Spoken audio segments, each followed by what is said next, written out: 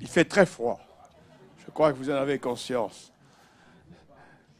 Nous avons cependant un rayon de soleil exceptionnel qui nous a été apporté tout à l'heure par votre député et par le président du conseil régional. Nous ne nous attendions pas à cela, évidemment. Je dois vous rappeler peut-être ce que je vous disais à Argentan le 9 février dernier. Pour moi, il n'y avait pas d'autre solution que l'arrêt de ce projet.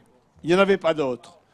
Pour des raisons purement rationnelles, parce que ce projet est aberrant. On peut même se demander comment il a pu passer les fourches de l'administration. Ce n'est pas possible. Monsieur Guazdel, tout à l'heure, me disait il y a parfois des choses comme ça qui nous échappent. Mais l'administration, c'est quelque chose de très complexe. Vous le savez, il suffit d'aller à un guichet souvent pour s'en rendre compte. On n'a jamais le vrai responsable, et c'est sûrement ce qui s'est passé. En tout cas, le principe de responsabilité sur lequel je m'appuie toujours quand j'aborde un sujet a été fortement malmené dans cette affaire. Aucun responsable, personne n'était présent. Quand le préfet veut te faire appel, on lui interdirait, mais personne ne dit qui a interdit. Nous sommes dans l'obscurité la plus totale. Eh bien, aujourd'hui, il semble qu'il y ait un rayon de soleil. On vient de vous apprendre qu'il y a un moratoire de fait. Je n'imagine pas, je vous le dis tout de suite, en fonction de l'expérience que je peux avoir depuis bientôt 30 ans que je travaille sur ces sujets, je n'imagine pas que la ministre puisse revenir sur ce moratoire de fait et laisser poursuivre l'installation de cette décharge. Je ne l'imagine pas un seul instant, je vous le dis tout de suite.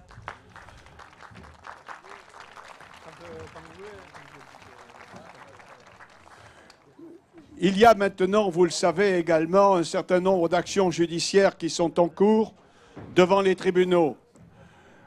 Je suis à peu près certain qu'il faut les mener, parce qu'il ne faut rien lâcher. C'est comme quand on part à la chasse. Il faut être tout à fait attentif à tout.